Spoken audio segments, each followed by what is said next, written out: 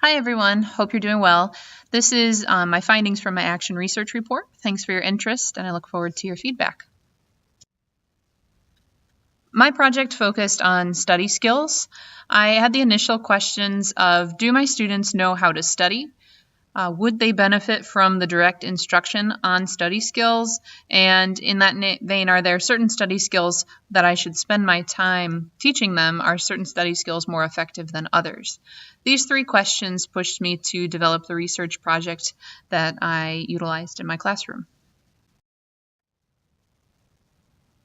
As a result of my research, I presented several points in my literature review.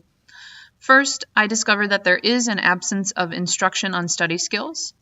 There were several sources that pointed to just a lack of student preparation in our common curricula that we present in schools. For instance, Bjork, Dunlosky, and Cornell stated, in surveys of college students, about 65 to 80% of students answered no to the question, do you study the way you do because somebody taught you to study that way? This is a massive number of students replying no, that they study in some way that they weren't taught. Though there may be a minority of students who study in a way that just is best for them, that they've discovered through trial and error, I believe that the majority of these students simply never received instruction on study skills. The second point here states Durkin, for example, viewed more than 7,000 minutes of reading and social studies instruction and did not observe a single incidence of strategy instruction. When we think about how much time our students are spending in class, this is a huge amount of time where students have not received any instruction in regards to how they learn or how they memorize information. And so the question came up that how do students actually learn these skills anyways? I considered in the last point on this slide, the notion that individuals have their own styles of learning, for example, may lead implicitly or explicitly to the idea that it is not possible to come up with training on how to learn that is applicable to all individuals. We have certain excuses in education as to why we don't teach study strategies. For instance, we chalk it up to studying being an individualized tactic. Other arguments included that we expect parents are teaching their children how to study, or we simply anticipate that other grade levels are taking care of this responsibility. However, research widely proves that students are not receiving instruction on how to study and how to learn in any of their courses. So with the understanding that there is an absence of instruction on study skills, I then sought to identify certain skills that I would use in my research. There was one article that drove my ability to categorize the skills that I selected. Gurung stated, study skills can be divided into four main categories: repetition-based, like flashcards and mnemonic devices; cognitive-based, such as studying with a friend or group work; procedural, such as time management, organization, scheduling study routines; and metacognitive, such as taking quizzes to test self-knowledge. So I used these categories as I selected what study skills I would present to my classes. The first study skill that I selected was the use of a mnemonic device, which is any way that you trick your brain into remembering information.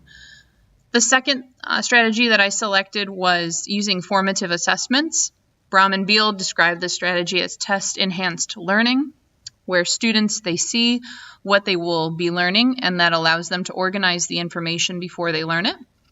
And then the third strategy was self-explanation, where students develop the ability to explain why they've selected a certain answer. As I continued my research, I recognized that there would be some limitations to my project. The most important is this first statement from Riddle, Johnson, and Lohr, stating that learners who self-explained were better able to state the general grammar rule, but they were not better able to apply it appropriately.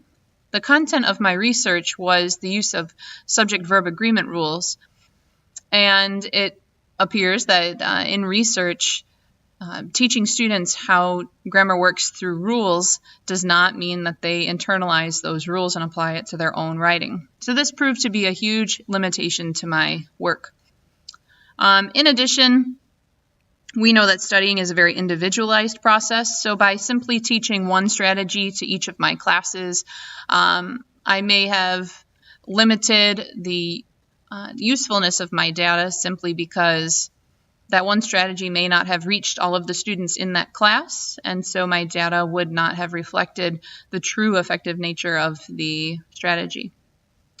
And finally, there was one additional limitation that I discovered in my research, that of course teachers can't force students to learn, and so even if I provided perfect instruction, which I know I don't, but even if I did, it doesn't necessarily mean that I am forcing the student to learn the content. The student does have to be an active participant, so that also had an effect on my results.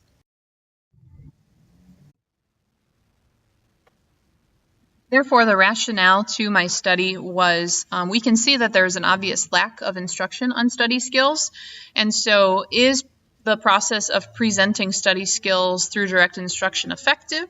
Can one method be deemed more effective than others? And could I present both course content and study skills and still maintain on the schedule of my course?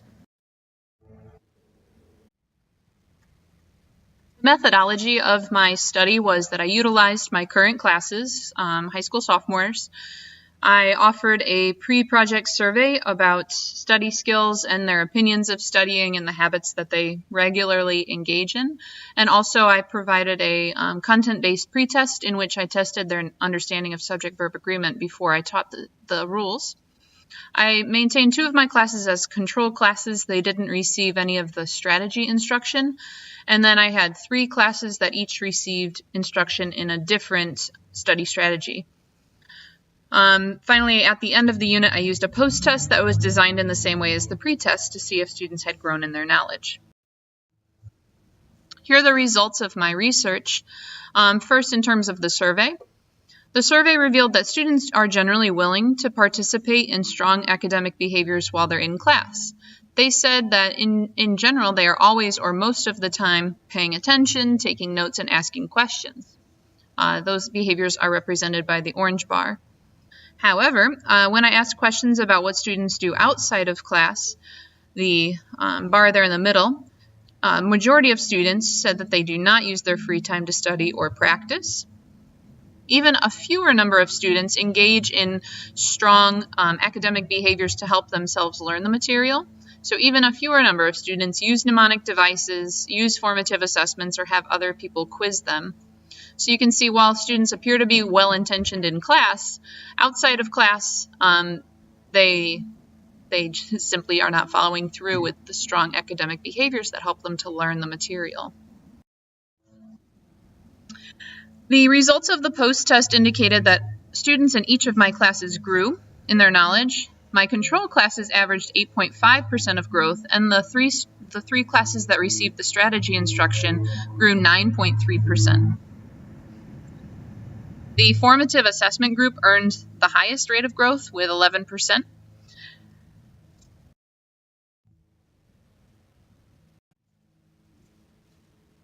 Given the amount of growth that I saw between my control class and my strategy classes, there was not a significant difference between the two. So what I learned through this process was that students engage in academic behaviors more frequently when they're in class, and thus I need to prioritize my instruction accordingly. I cannot assume that students will complete any meaningful work outside of school, and so anything that I do assign should be extension or things that may engage them in different ways but aren't necessarily fundamental to my content. Also, I've learned that students would benefit from direct instruction and practice with study skills. It's clear that they don't know what they're doing, and they need to know what they're doing in order to be successful in college. Third, students must be provided with a variety of options for studying. My conclusion from the presentation of strategies wasn't that nobody benefited at all. It was that perhaps I was reaching some students, but not all of them. If I were to redo this research project, I think that I would present the same 3 skills, but I would present all of them in all 3 of my classes and see if perhaps a mix of all three strategies proved useful for the mix of students that I have in my courses. Fourth, students must receive instruction that is aligned to the content. This means that in terms of what I want my students to do, I can't just simply teach them the rules and expect them to apply it. I need to go about it in a different way. I hadn't considered before how effective my grammar instruction was. I know that I know my rules and that I can present the information in a clear way, but students don't appear to be learning their grammar in that manner. So that takes me to point number 5, that students need to be assessed authentically rather than seeing if they can correctly answer a multiple choice quiz question. I should be seeing if students can apply the concept within their writing. And lastly, given that the formative assessment was the most effective strategy, I believe that that shows students benefit from being able to assess their own weaknesses and then having the immediate opportunity to act upon those weaknesses. And so providing students with more opportunities to measure their growth may improve their learning. So the application of this research project, I certainly learned a lot, is first the intentional inclusion of study skills in curriculum. We see that there is an absence of that and that students would benefit from the direct instruction of study skills. Second, teachers should reflect in how they present grammar concepts. I, as well as my colleagues, we all present grammar in the same way, and if that's not the most effective manner, then we need to really sit down and do some serious revision in how we present grammar. Third, we could have recognized this earlier if we were using assessment data more frequently. I believe that we use assessment data to assess our students' individual progress, but we don't regularly use assessment data to identify the success of our curriculum, and that's an area where we can improve. Also, we can apply the information in fulfilling a calling. As it says in Isaiah 1:17, learn to do good, seek justice, correct oppression, and bring justice to the fatherless, plead the widow's cause. We know that education is an opportunity for students to have a shot at changing their future, and many more opportunities are open to a well-educated individual. So it's a teacher's responsibility and administrator's responsibility to make sure our students are receiving a high-quality education where we're presenting information in the most effective way possible. Just wanted to say thank you for everything, given that this is our last discussion board. I appreciate all the interactions we've had and all that we've been able to learn from each other. If you're ever in New Orleans, feel free to reach out for a tour guide. Here are the references from my literature review. Thanks for your time, and everybody take care.